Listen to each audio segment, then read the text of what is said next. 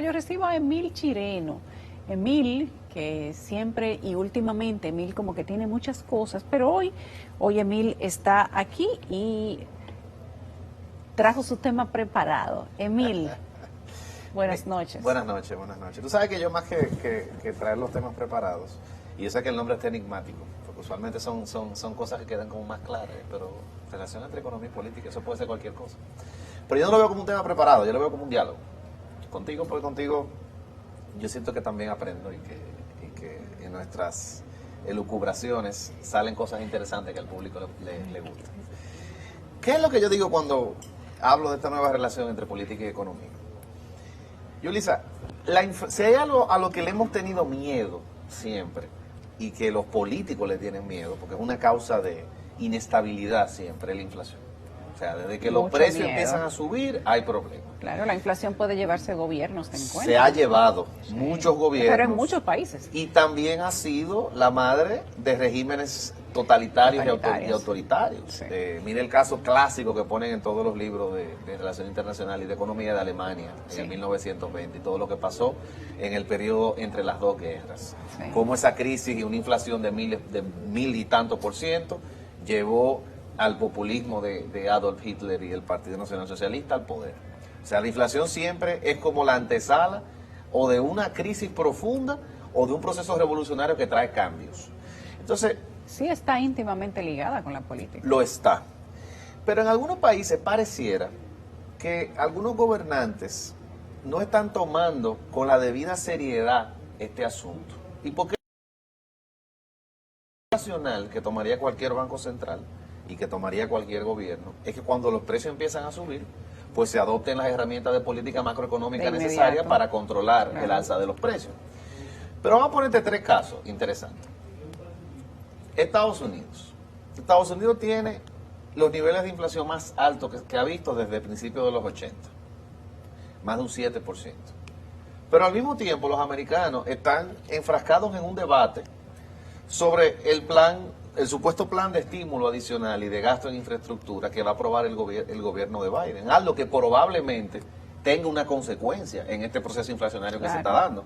Pero nadie está hablando de las consecuencias que va a tener eso en términos de inflación. De lo que se está hablando es del incremento de la deuda y de la necesidad que hay de usar ese paquete para mejorar las condiciones de vida de muchos americanos. O sea, el tema de la desigualdad, el tema de mejorar los salarios, el tema de la movilidad social de la clase media, parece que es mucho más importante ahora en Estados Unidos que el tema de la salud general de la economía. Y eso, si tú lo vienes desde la óptica racional, Un tema de concepción política. es interesante, Sí. porque no hace mucho sentido. Pareciera que en los últimos 100 años la política siempre fue o estuvo atada a los cánones básicos de la economía. O sea, los gobiernos eran exitosos o no, los reyes eran Dependiendo queridos de o la no, economía, dependiendo sí. del éxito económico. Sí. Pasamos a una etapa donde era lo contrario, donde los presidentes, a partir de la Segunda Guerra Mundial específicamente, cuando se aprendió del error del Tratado de Versalles y de las consecuencias que tuvo en Alemania, a que los bancos centrales se hicieron independientes, o más independientes, porque no son totalmente independientes,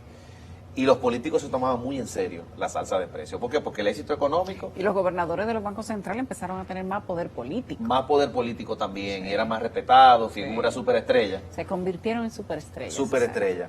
Pero pareciera que hay un cambio de ciclo, porque no vemos el mismo grado de preocupación de los políticos hacia los procesos económicos. Mira otro caso, desde una óptica diferente que no es con inflación. China. El gobierno de Xi Jinping en los últimos 6 meses, no sé si alguien ha seguido lo que ha pasado con las empresas de tecnología de China, está tomando medidas que cualquier persona, no voy a decir con todo de frente porque puede sonar insultante, Digamos pero que en un sistema distinto. que en un sistema distinto diría, pero ven acá, Claro. usted está socavando la base del crecimiento de un sector importante Sí. de su economía, con lo que le está haciendo a Alibaba, con lo que le está haciendo a Tencent, con lo que le está haciendo a Didi, todos empresas de valor en bolsa, de miles de millones de dólares, digamos que las historias de éxito tecnológico de China.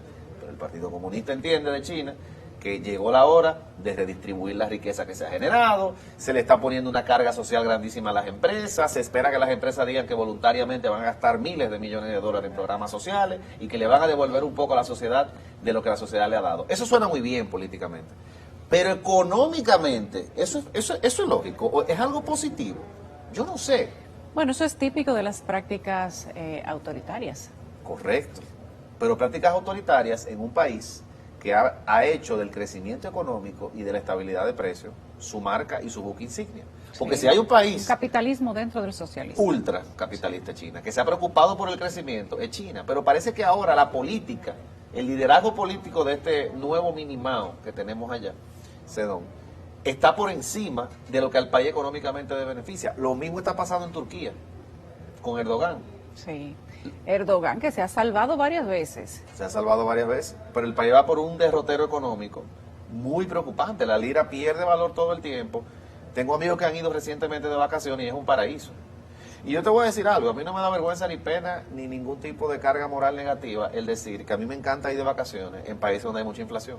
Claro, porque el dinero te rinde más Te como rinde. turista. Como turista. Pero para las personas que viven ahí, la situación no es agradable. Claro que no lo es. Eso es una visión rapaz que yo tengo del capitalista. Es una visión de turista. Bueno, pues es lo que yo soy. Entonces, ¿verdad? Claro. No está mal. No Lo está mismo mal. piensan otros que vienen aquí. Sí, bueno, con inflación no, porque República Dominicana tiene, para estándar latinoamericano, unos niveles increíblemente elevados de estabilidad de precios. O sea, hablar de un 8% de inflación, que fue lo que tuvimos el año pasado, en América Latina, en este contexto, no es mucho.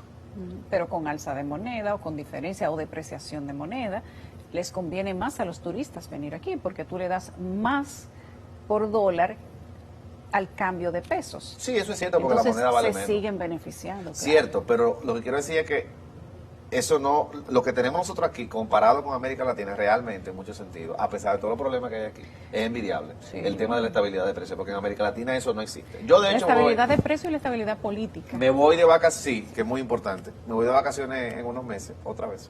Pero esta vez me voy más temprano, aprovechando una escalada inflacionaria en un país de Latinoamérica. Entonces, sí, eso no es un pecado. Yo les recomiendo que lo hagan.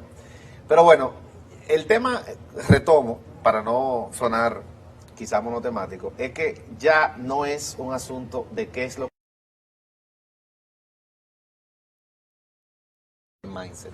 Ahora es un asunto de qué es lo que más vende políticamente. Pero en Estados Unidos no es lo común. En Estados Unidos llama la atención. Bastante. Y si comienza por ahí, Sí. inevitablemente terminará en algún otro lugar. Yo comencé El ahora asunto es la proyección a futuro. ¿Qué va después de eso? a leerme a Ray Dalio. Ray Dalio es un gurú de las finanzas y ahora de la política, porque es el CEO de un fondo que maneja miles de millones de dólares, un billonario.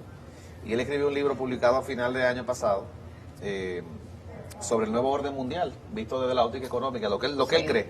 Y él dice algo, yo no he terminado el libro, voy apenas por la mitad ahora, que me ha dejado pensando mucho.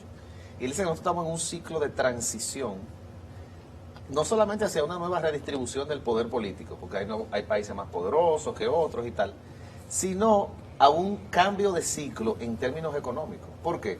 Porque no se había visto en la historia reciente que por tantos años convivan dos cosas: elevados niveles de deuda pública con bajísima tasa de interés. Eso no había pasado en muchísimo tiempo.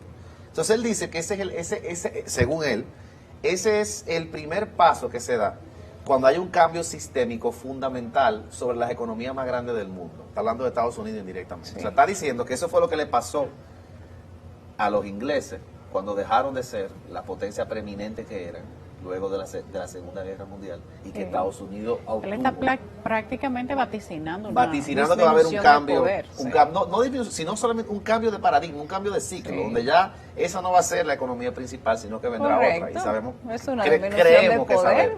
¿Entiendes cuál es?